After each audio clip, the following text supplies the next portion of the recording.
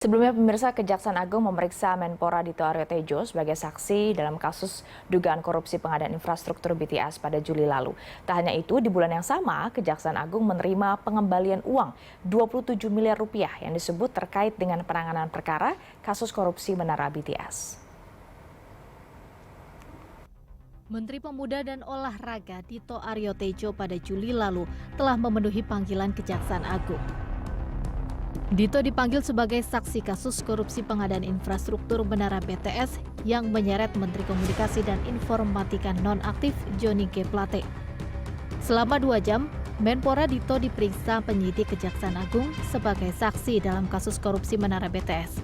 Kejaksaan Agung menyebut Dito Aryo Tejo dimintai keterangan soal dugaan aliran dana 27 miliar rupiah dalam kasus korupsi Baktikominfo 2020 hingga 2022.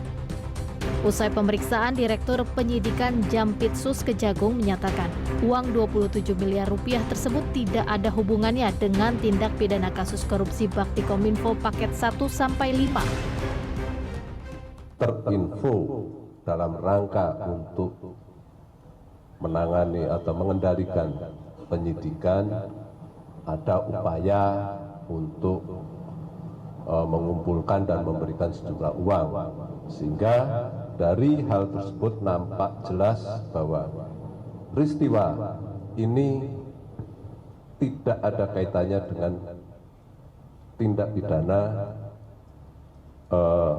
yang menyangkut proyek BTS paket 1 sampai dengan 5. Sementara di bulan Juli itu juga, terdakwa kasus korupsi BTS Baktikominfo Irwan Hermawan melalui kuasa hukumnya Magdir Ismail mengembalikan uang 27 miliar rupiah. Magdir tegaskan uang berasal dari seseorang berinisial S terkait penanganan perkara kasus korupsi Menara BTS 4G Baktikominfo.